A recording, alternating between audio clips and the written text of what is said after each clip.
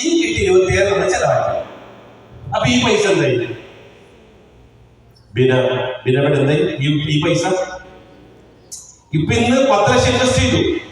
April മുതൽ 27 ചില മാസം കിട്ടി, ചെലവിന് പൈസ. അപ്പൊ നമ്മൾ ഏം ചെയ്യുന്ന പൈസ എന്തായി? അത് കൂടുതൽ എന്ത് ചെയ്യും?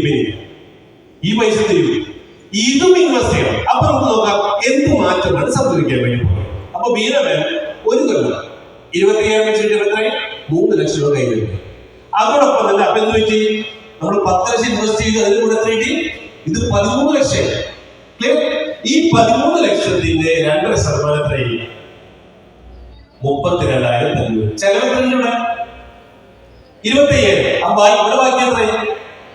7,500. അപ്പൊ 7,500 വെച്ചിട്ട് 12 മാസം ഇതും ബാക്കി. അപ്പൊ എന്ത് ചെയ്തു? അടുത്ത മാസം ആ 7,500 വെച്ച് 12 മാസം 90,000 ഇവിടെ കൊണ്ടിട്ടു ഇൻവെസ്റ്റ് ചെയ്തു. നമ്മള് 10 ലക്ഷം നേരത്തെ 13 ലക്ഷം ബാക്കി ഉണ്ടായിരുന്നു അല്ലെ? പ്ലസ് എന്ത് ചെയ്തു? വീണ്ടും ഉണ്ടാക്കിയ പൈസ, ഏൺ ചെയ്ത പൈസ ബാക്കി. അപ്പൊ എത്രയായി? 3 ലക്ഷം 13 ലക്ഷം 90. അപ്പൊ എത്രയായി?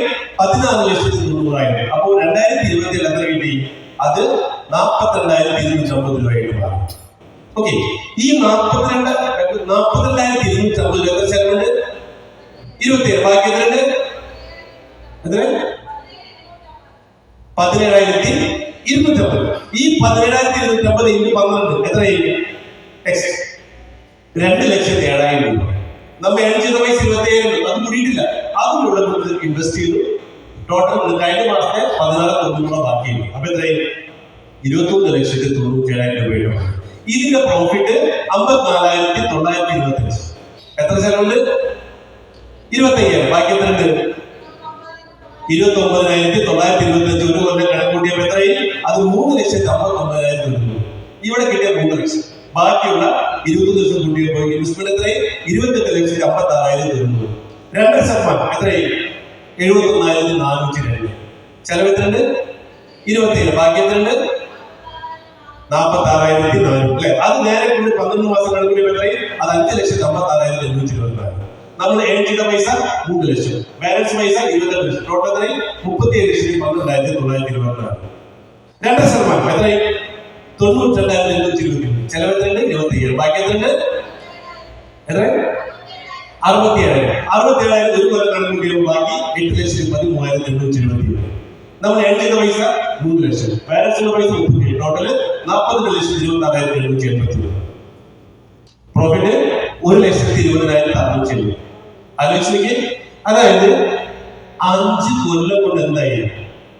നമ്മളുടെ ചെലവ് നടത്താൻ വേണ്ടിയിരുന്ന 25,000 ഇവിടെ എത്രയായി?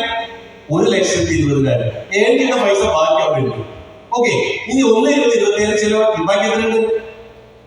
1,20,000 ചെലവാക്കാൻ ബാലൻസ് എത്ര? 95,670 12 ബാക്ക് 11,48,040. പ്ലസ് നമ്മൾ ഏൺ ചെയ്യുന്ന വർധന കൂട്ടിയിട്ടില്ല 3 ലക്ഷം. നമ്മൾ ഇൻവെസ്റ്റ്മെന്റ് 42, ടോട്ടൽ 62,74,840.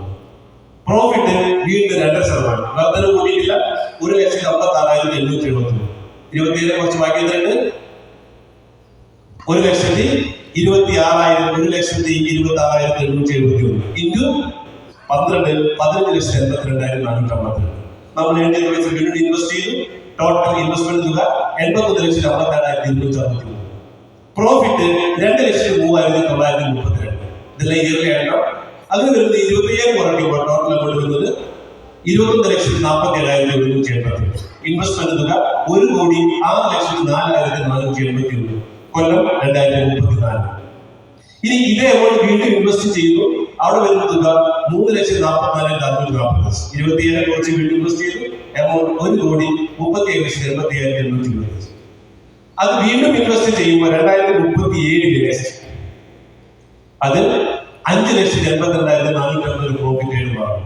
അതിൽ നിന്ന് 27 കുറച്ച് ബാക്കി ഇൻവെസ്റ്റ് ചെയ്യുമ്പോൾ കിട്ടുന്ന എമൗണ്ടാണ് 2,39,92,034. ഇനി 2038 വരുമ്പോൾ ആ എമൗണ്ട് ഇൻവെസ്റ്റ്മെന്റ് 3,02,87,444. 2% 7,57,186. അതിൽ 27 വീണ്ടും ഇൻവെസ്റ്റ് ചെയ്തപ്പോൾ ഇൻവെസ്റ്റ്മെന്റ് 3,93,73,470. അതും അങ്ങോട്ട് പ്രോഫിറ്റ് വന്നപ്പോൾ 9,84,180. 341.